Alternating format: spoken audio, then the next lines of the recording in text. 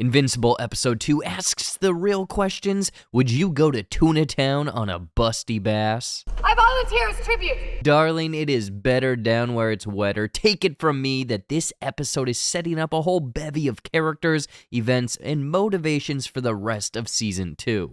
I'm J-Buck. Welcome to J-Buck Studios. Thank you so much for stopping by.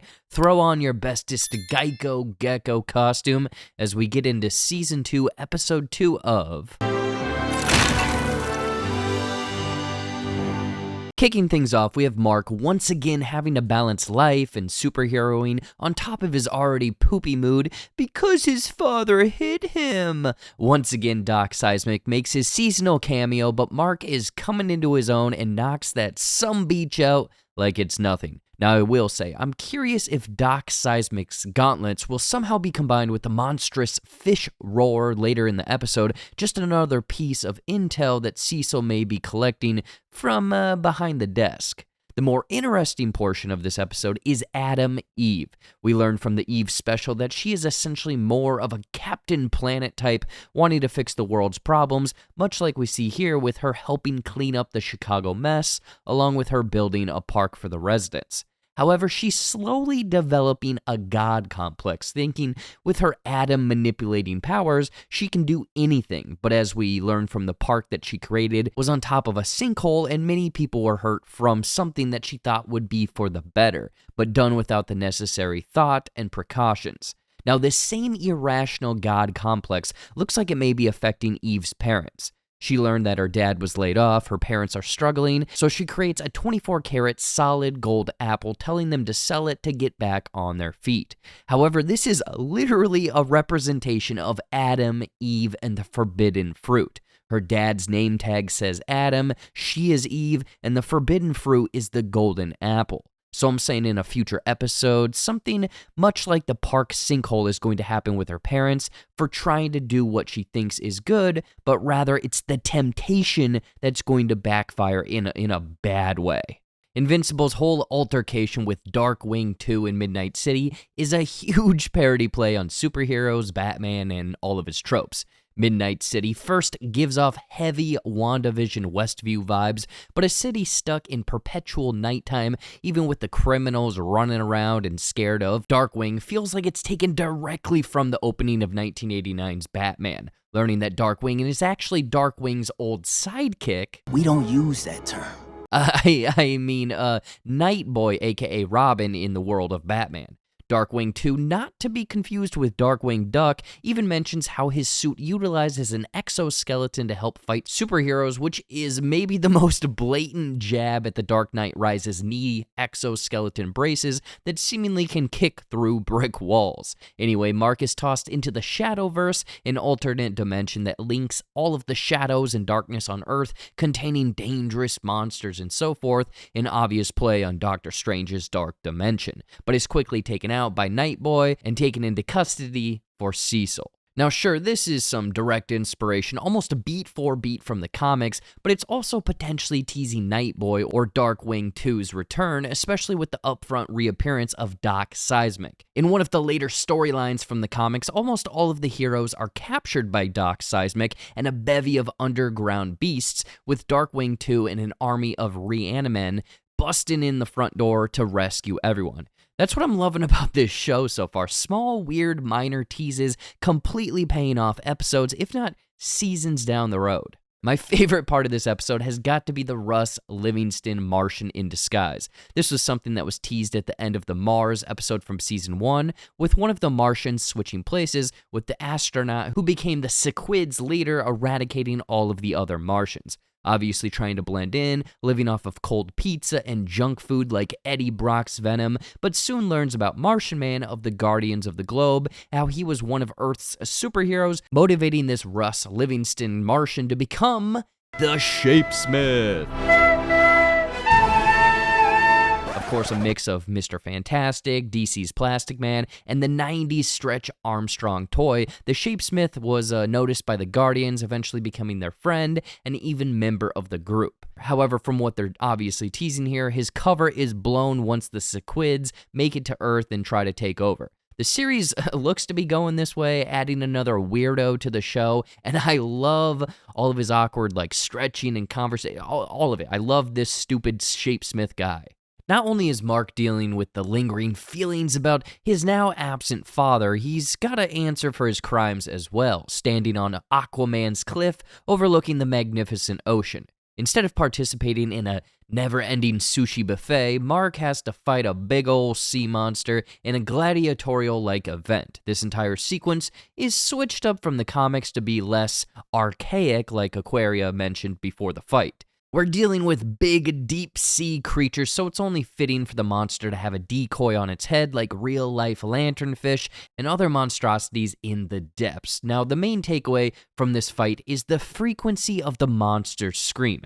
Turning it up to 11, it severely hurts Mark's ears and immobilizes him, which of course Cecil taking notes of this too, and demanding the GTA further do some weapons research with this information. Yes, Cecil is wanting Mark to be on his team, but just like Omni-Man, Cecil is wanting, to build some precautions in case Mark snaps or even Omni-Man returns. Interesting enough, in the comics, it's revealed that Viltrumites have sensitive and balanced inner ears, which allows for their flight powers. Well, this monster's frequency destabilizes Mark's ears, therefore causing severe pain and crippling him. So just like the way Angstrom at the end of this episode is slowly gathering intel, weapons, tech, Cecil is also doing the exact same thing, but with less nefarious motives. Hopefully. One thing I completely forgot to mention last week is the uneventful return of Donald. Episode 1 of this season, he is just there, working at the GDA like he hadn't just gotten his spine ripped out by Omni-Man and incinerated in a house explosion. Yet he is alive and ticking, with Debbie being the only reasonable one to be wary of what is really happening here. Well, in the comics, it's revealed that Donald was a regular, everyday, normal guy. Died in the field and rebuilt cyborg style, preserving some of his original brain and body, continuing to be at the side of Cecil. For Marvel fans, Donald is basically Agent Coulson in Agents of S.H.I.E.L.D. He died, but, he didn't. It seems that this is also going to be the case, potentially revealing it later, because Donald it doesn't seem like he has a damn clue that he is a straight-up robot man. Wait a minute, what if I'm a hunk of metal robot guy too? Oh my god! The episode comes to a close where we get the Lizard League in all of its glory, first making their appearance back in the Adam Eve special that dropped a couple months ago. Funny enough, their league, their lair, even Supreme Lizard, given his rallying speech in front of all of the other members, is a satirical take on G.I. Joe's Cobra and Cobra Commander, continuing on about how no matter what social media is saying, they are victorious, which I'm saying is a subtle nod to the online hacker group Lizard Squad, who ruined my Christmas plans back in 2014 when they hacked into the PlayStation Network, shutting it down in all of online gameplay. However, with Cecil mentioning earlier that King Lizard was locked up in one of their facilities, well, somehow King Lizard has returned. How, why, it doesn't matter, because the King is back, baby, setting them up as another potential threat for the Guardians of the Globe that will no doubt run into them later.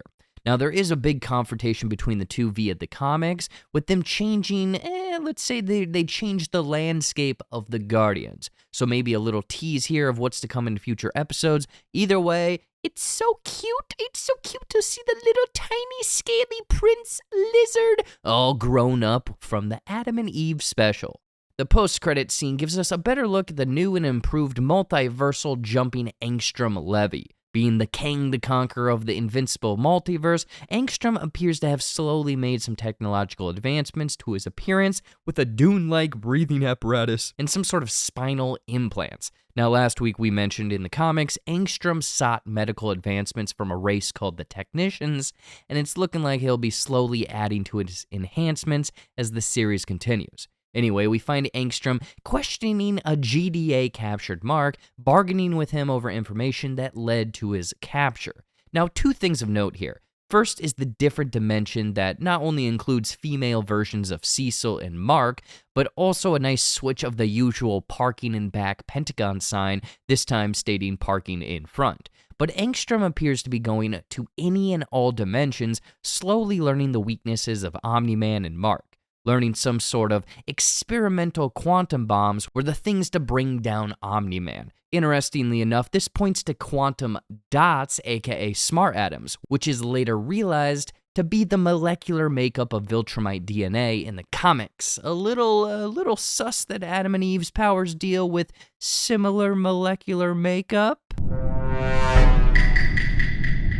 So not only is this a massive tease at, I'm assuming, a Viltrumite origin story in a future episode, but that Angstrom, much like Cecil with the high underwater monster scream frequency, is gathering intel, knowledge, and all of the above to bring the full might of the multiverse down on Invincible. His mission at this point is to completely eradicate all of the Invincibles in the multiverse.